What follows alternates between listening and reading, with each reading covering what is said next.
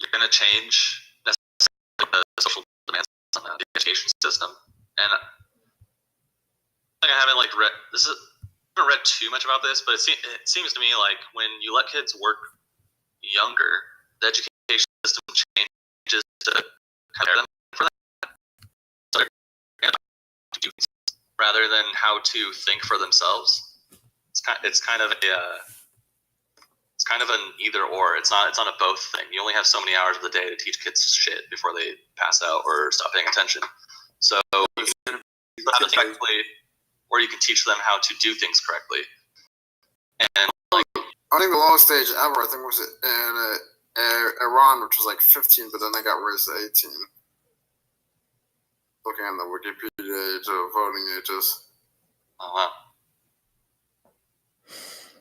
Right. So this is definitely a really valid concern. But, I mean, you already see that happening in colleges among college students. Like, all they want to do is to push the education system towards getting them a job rather than, learning how to learn or whatever. And, one reason for that is the system is just evolving because, it's not the 1960s when anybody went to college. So those who go to college, you get to teach them, general education and all that.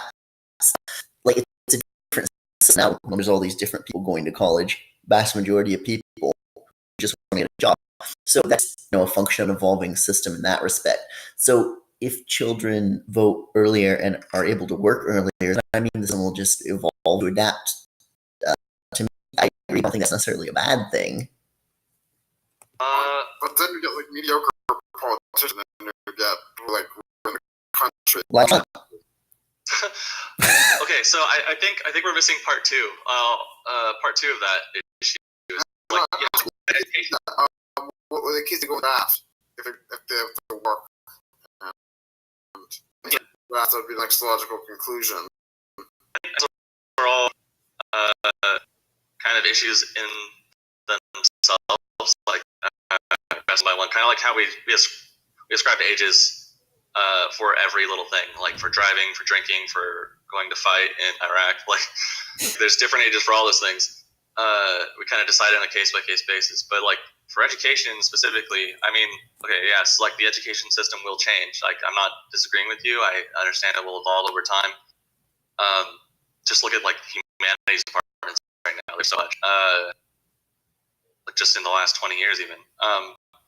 But the problem with teaching, where I was going with this, the problem with teaching kids to do things rather than how to think for themselves and form, to critically think, I guess, is that you just get dumber kids. You understand what I'm saying?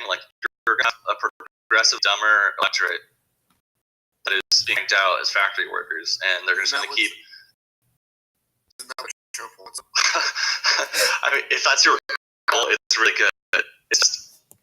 It kind of reminds you of Eastern Bloc. You just wanted good workers who only care about doing proper work. You know what I mean?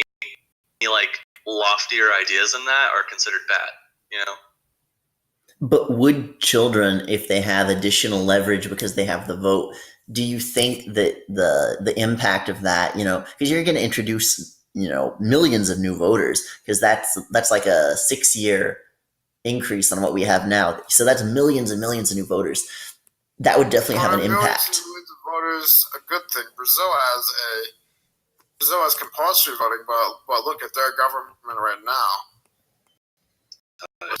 Well, most corrupt countries. But where I was going with that is voting, and as I said, both made their point. Right. No, having many voters is not necessarily a good thing. Well, no, it's not necessarily good. The policy aspect, and it might go for the most. Do you think maybe or it might evolve into an idiocracy. Right. They may. The reason that Brazil's government is so corrupt is because they're bound. Oh my God, this is not an alt-right Discord, dude. Comment tabled. Banned. See ya. Well, yeah, the thing is just already an idiocracy, so it can't really get any worse. And Oh, it couldn't get much it can. Worse. And all this presupposes that democracy is good and works correctly. Are we in agreement that democracy is even a good thing here? It sounds like some of us are arguing that like limited forms of democracy are better than full democracy. Well, I'm arguing against compulsory voting and child voting. Not sure if that means less democracy. Well, Less democracy if you're forced to vote than if you're like, because wouldn't actually be more democracy if you're not forced to vote, because politicians might actually have to work for your vote. if you're forced to vote, then that means that employers and so on and so forth are forced to, give you time off and make it easier for you to vote. So it benefits like poor people and people who work a lot and things like that, I guess. Some people just don't want to vote exactly, and don't care about politics. Care about policy and don't care about government. Well, that does happen. I don't think I voted the last couple elections in Canada. A lot of people don't. A lot of people vote not because of parties, because they're just there. Well, I just didn't Don't see care like, about elections in general. I don't know if that was, They have their life too much. That's where I say local elections is 20%. well, actually, like where I live, we have ridings, and NDP always wins, and that's who I would vote for. So I'd rather vote as much either. But other than that, it just also everybody's vote for. I mean, in our province, we have horrible, and they've stolen a lot of money. They're very corrupt. But then you have the conservatives too, and they're sort of against unions. Yeah. Jason, Why be forced to vote for corrupt party number 1 and corrupt party number 2? yeah, that's what I mean. But that's kind of the problem with the U.S. You only get like corrupt party number 1 and slightly less corrupt party. I mean, they were kind of straying from the kid thing into a discussion about like democracy as a whole. But like, I mean, okay, like the entire two-party versus racist thing is you take a class at that, like in college and spend entire 3 months learning about it. Like, there's a lot of shit to cover there. But, yeah, but even multi-party, it's still basically only two-party. Right. Yeah. Well, I mean, what actually matters is like representation here. You just want a system that represents as close as possible. So, I mean, I think we just need to get rid of the electoral college, and then we're basically okay. Like, then we'll have an actual democracy as it's supposed to work. You know what I mean? But I don't know. But like, anyway, for like kids' issues, what are the main issues you think kids would be able to kind of sway our politicians on, or at least kind of push them to prioritize more? Like orphanages, or I don't know, like recess? I think it would probably be the kind of stuff that is immediately a concern to them right then in the next years. So, like, probably college would be something that would probably be that would be in favor of the whole free college thing. Is free college necessarily a good thing though? Because then you might not get a useful free, for example, and then Whoever gets to go, their system's kind of like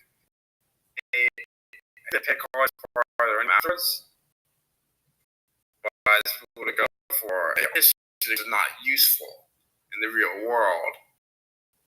With a high unemployment because people are not enforced to go a certain field. For Well, example. just because the university free doesn't mean there can't be like a certain like grade to go. So That's if you have to put a safeguard, you got to use degrees. Well, that's the Like German safeguard. system. That's the German Germany system. also Safeguards. What? Can you explain the German system to me? Because I don't actually know. I heard that I don't know too much about it. I heard that Germany has kind of like safeguards. I think if you have to apply to something more useful like medicine or law, if you have like enough points or something. Do you know like specifically how that works? Because Yeah. as I understand it, I think Britain makes it so that you don't have to repay your schools until you get a job in the industry for which you got a degree. Not anymore. But it's part of your income, as a percentage of your income. Right. It's into the banks to make sure you're going for a degree. Like they won't lend to people who are getting useless things, won't get a job because they won't get paid back. Yeah, You know what I mean? what Germany does is everybody goes to primary and primary school, but then when you get to what is high school in the U.S., you have two options. One option, Specify a lot. yeah, I know. one option is the technical school option, basically, and that's what actually most people go to. The other option is like the college preparatory option, and so they divide it that way, and then. that's why it's good because then it weeds out like people that aren't going to go and they're not just going to university for a useless degree with money because you're only sending the most qualified people and then you're sending the other people in a direction that will be successful. Right. Exactly. Something like that needs to be done in America. Actually, the American high school system, education system, and so on is, so things like that. I think a lot of issues like that, there would be a lot of attention paid to them actually if you suddenly had millions and millions of new voters in the ages directly concerned. Right. And how do you know that you're just not vote to have no school whatsoever? People that age do not want to go to school. Trust me. People know their they self-interest. They take any obstacle to get out of school. People's self-interest. Like at any age, you know your self-interest. There's individuals like that. There wouldn't be millions of people like that.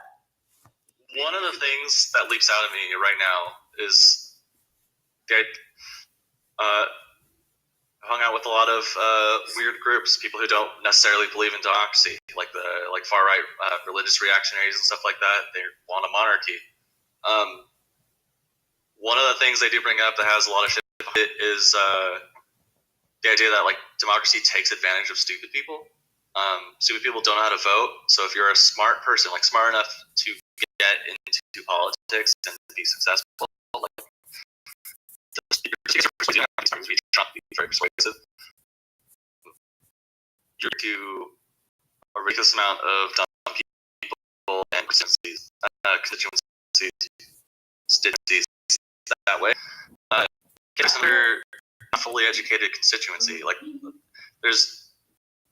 they're only going to vote for what tends to happen with like uneducated constituencies is they just vote for what the alt-right would crassly call Gibbs. Give me more things, me more like vending machines in high school. Give me shorter periods. Like they would just for Gibbs over and over. It's very easy to take things and then you never deliver, or you promise them things and you just give them like half of what they ask. I mean, you try weekly to get them what they ask, and then it doesn't pass, and you're just like, oh, well, I tried. And it's very easy, but considering how easy kids are to take advantage of. Not that I'm taking advantage of kids. While it's being out candy, will they have like?